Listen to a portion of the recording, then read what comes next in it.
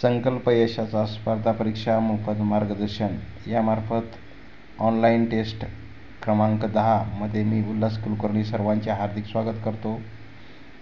आज आपण 10 प्रश्नांची मालिका पाहणार आहोत। ते कसे सोडवायचे त्यातील पहिला प्रश्न आहे बघा। प्रश्न आहे choose correct spelled word from following options. म्हणजे आपल्याला अचूक पर्याय निवडायचा आहे स्पेलिंगचा। तर बघा पहिली स्पेलिंग चुकीची आहे आणि दुसऱ्या नंबरची जी पीनटची स्पेलिंग आहे ती बरोबर आहे। त्यामुळे पहिला तिसरा आणि चौथा हे पर्याय चुकीचा आहे। पर्याय क्रमांक 2 बरोबर आहे कारण पीनटची स्पेलिंग आहे।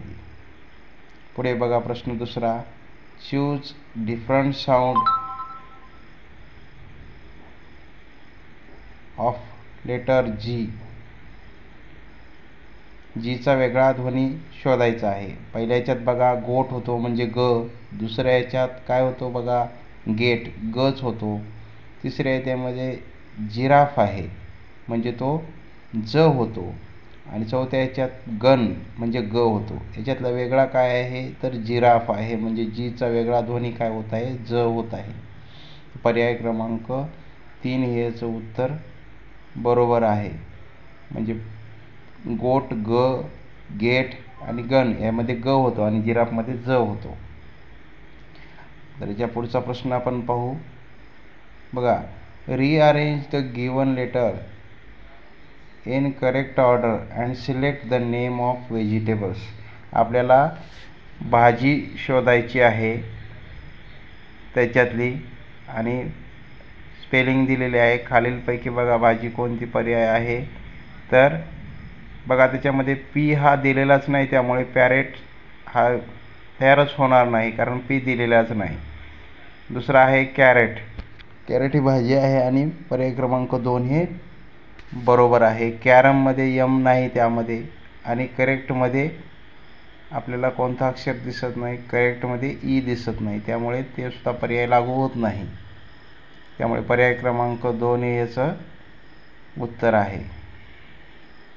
बघा चौथा प्रश्न आपला। Choose the incorrect pair of opposite word. चुकीची जोडी शोधायची आहे आपल्याला। इनकरेक्ट म्हणजे चुकीची जोडी शोधायची। बघा टॉल शॉर्ट बरोबर आहे, tall opposite short. Happy opposite sad बरोबर आहे। एम्प्टी अपोजिट हाफ चुकीचं आहे। इझी अपोजिट डिफिकल्ट हे पण बरोबर आहे।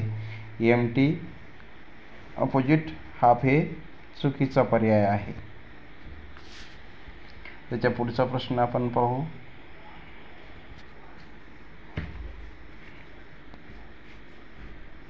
Select the correct contracted form for it is. प्रश्न आहे बघा। Select the correct contracted form for it is. It इजचा आपल्याला शोधायचा आहे बघा। पहिल्या पर्यायामध्ये अपॉस्ट्रॉफीचं चिन्ह वापरल्याने त्यामुळे चुकीचं आहे। दुसऱ्यामध्ये कॉन्ट्रॅक्टेड फॉर्मच केलेलं नाही त्यामुळे तो सुद्धा चुकीचा आहे। तिसऱ्या याच्यामध्ये अपॉस्ट्रॉफी आय आणि टीच्या मध्ये ते पण चुकीचं आहे। चौथा बरोबर आहे कारण टी आणि एसच्या मध्ये आय आहे, अपॉस्ट्रॉफी आहे। त्याच्यानंतर 6वा प्रश्न। Which body part can you use to taste. आपल्याला काय करायचं आहे टेस्ट करण्यासाठी कोणता बॉडी पार्ट वापरतो आपण म्हटलं आर्म चुकीचा आहे, लेग पण नाही, स्टमक पण नाही, तर टंग हा पर्याय अगदी बरोबर आहे। त्यामुळे पर्याय क्रमांक 4 हे याचं उत्तर आहे। पुढे बघा प्रश्न क्रमांक 7। Choose incorrect rhyming words. चुकीची यमक जुळणारी जोडी बघा। पिक, टिक, पिंक चुकीचं आहे, किक बरोबर आहे। पिंक हा पर्याय लागू होत नाही। त्याच्यानंतर प्रश्न बघा पुढचा येईल 8 नंबरचा प्रश्न आपण पाहू।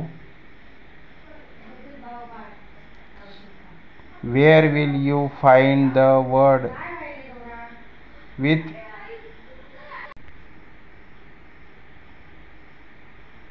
यस पासून सुरू होणारे अक्षर बघा।